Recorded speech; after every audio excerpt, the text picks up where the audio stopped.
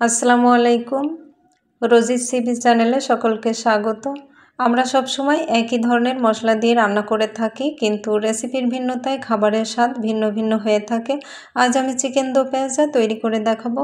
আমি যে রেসিপিতে চিকেন দো পেঁয়াজা তৈরি করে দেখাবো, এভাবে একবার তৈরি করলে বারবার তৈরি করবেন, এটা আমার বিশ্বাস। সঠিকভাবে তৈরি করার জন্য একটি লাইক দিয়ে সম্পূর্ণ রেসিপিটি দেখবেন আশা করছি। তো চলুন প্রসেসটা দেখে নেওয়া যাক।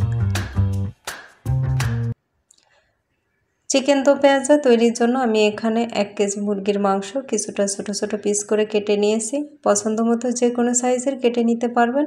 আমার কাছে এই সাইজটাই বেটার মনে হয়, তাই আমি এভাবে কেটে নিয়েছি। ম্যারিনেট করে রাখার কোনো প্রয়োজন নেই। এখন চুলায় প্যান বসিয়ে এর মধ্যে 100 গ্রাম রান্নার তেল দিয়ে দেব। তেল দেওয়ার পর এর মধ্যে ঘি দিয়ে দেব 1 টেবিল চামচ। ঘিটা দেওয়ার ফলে সুন্দর একটা ফ্লেভার পাওয়া যাবে।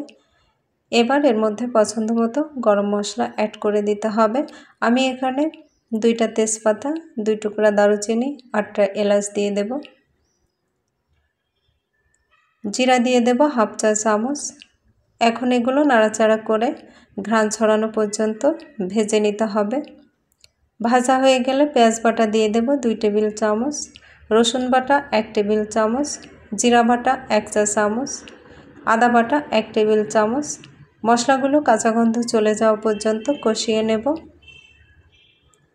কাঁচা গন্ধ চলে গেলে এখন এর মধ্যে দিয়ে দেব 2 চা চামচ বা প্রয়োজন মতো শুকনো ঝালের গুঁড়া, ধনিয়া গুঁড়া 1 চা চামচ, স্বাদ মতো কিছুটা লবণ, প্রয়োজন মতো হলুদ গুঁড়া। আবারও মশলাগুলো একবার মিশিয়ে নেব। রান্নার শুরুটা কিন্তু আমরা সাধারণত যেভাবে মাংস রান্না করে থাকি অনেকটা সেরকমই। মশলা কষানোর জন্য দিয়ে দেব সামান্য পানি। এবার ঢাকনা না দিয়ে আমি কিছুক্ষণ মশলাটা কষিয়ে নেব। কষানো হয়ে গেলে 2 টেবিল চামচ টক দই আমি ভালোভাবে ফেটিয়ে নেব, মিষ্টি দই কিন্তু না। এখন এটা মশলার মধ্যে অ্যাড করে দেব। টক দই দেওয়ার সময় চুলার আঁচটা লোতে রাখতে হবে আর সাথে সাথে নাড়াচাড়া করে মিশিয়ে দিতে হবে, নইলে দইটা ফেটে যেতে পারে। কিছুক্ষণ কষানোর পর তেলটা উপরে উঠে এসেছে, অর্থাৎ মশলা কষানো হয়ে গিয়েছে। এখন এর মধ্যে ধুয়ে রাখা মাংসটা দিয়ে দেব। মাংস দেওয়ার পর এবার মশলার সাথে মাংসটা ভালোভাবে মিশিয়ে নেব। এই রান্নায় আমি টমেটো ব্যবহার করিনি, আপনারা চাইলে মশলা কষানোর সময় টমেটো দিতে পারেন। টমেটো ছাড়াই এই রান্নাটা আমার কাছে বেশি টেস্টি মনে হয়, তাই আমি টমেটো ব্যবহার করিনি। এভাবে আমি ঢাকনা ছাড়াই মাংসের কাঁচা গন্ধ চলে যাওয়া পর্যন্ত 2 থেকে 3 মিনিট রান্না করে নেব। কাঁচা অবস্থায় মাংসটা ঢেকে রান্না করা যাবে না, এতে কাঁচা গন্ধটা থেকেই যাবে। আমি নাড়াচাড়া করে কাঁচা গন্ধ চলে যাওয়া পর্যন্ত রান্নাটা করে নিয়েছি। এখন ঢাকনা দিয়ে 5 থেকে 7 মিনিট রান্না করে নেব। 5-7 মিনিট পর ঢাকনাটা তুলে নিয়েছি। আবারও একটু নাড়াচাড়া করে দেব।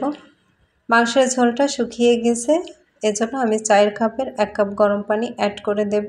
অবশ্যই গরম পানি দিতে হবে।